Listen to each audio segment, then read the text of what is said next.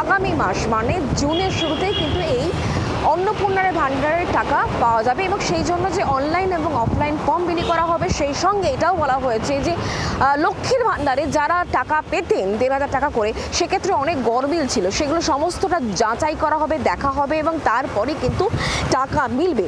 যারা অতিরিক্ত আয়কর দিতে হয় এমন মহিলারা কিন্তু এর সুবিধা পাবেন না, এটাও স্পষ্ট করে দেওয়া হয়েছে রাজ্য সরকারের তরফে। অন্নপূর্ণা ভান্ডারের ফর্ম প্রকাশ শুধুমাত্র ভারতীয়রাই এর সুযোগ পাবেন।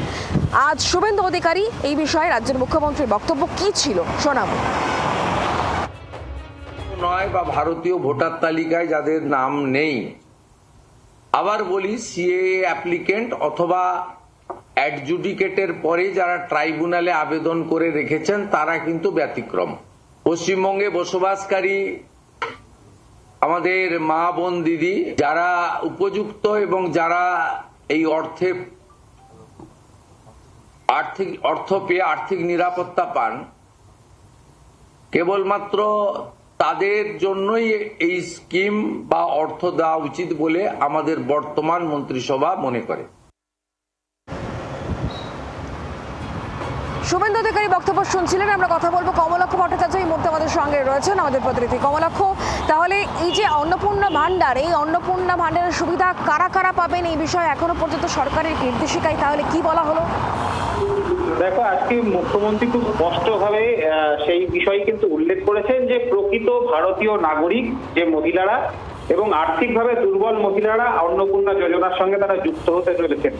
যারা মূলত আয়কর দেন এবং সরকারি চাকরি করেন, নিয়মিত বেতন পান বা পেনশন পান, তারা কিন্তু অন্নপূর্ণা যোজনার টাকা পাবেন না। এছাড়া বাকি সকলেই কিন্তু এই টাকা আর্থিক বেনিফিট তারা পাবেন।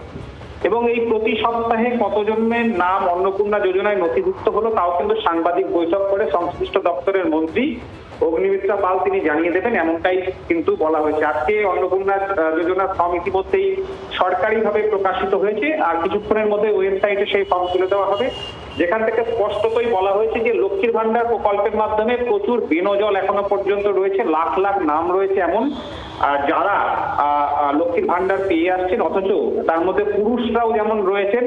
বহরমপুরের এক পুরুষের উল্লেখ করে আজকে মুখ্যমন্ত্রী বলেছেন যে এমন বেনজল কিন্তু লাখ লাখ রয়েছে। সুতরাং একটা বিশুদ্ধ তালিকা, সেই তালিকাটা আগামী দিনে তৈরি হচ্ছে এবং এই ফর্ম ফিল আপের মাধ্যমে এই বিশুদ্ধ তালিকা তৈরি করা হবে এবং তারপর আগামী 3 মাস এই প্রক্রিয়া কিন্তু সম্পূর্ণভাবে চলবে। সুতরাং তাড়াহুড়ো করে একদিনের মধ্যে ফর্ম ফিল আপ করা বা লাইনে দাঁড়ানোর প্রয়োজন নেই, সে কথাও কিন্তু মুখ্যমন্ত্রী জানিয়েছেন।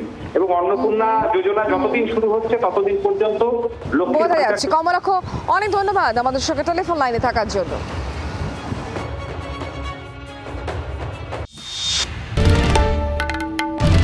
বাংলার আওয়াজ, বাঙালির আবেগ, জি 24 ঘন্টা।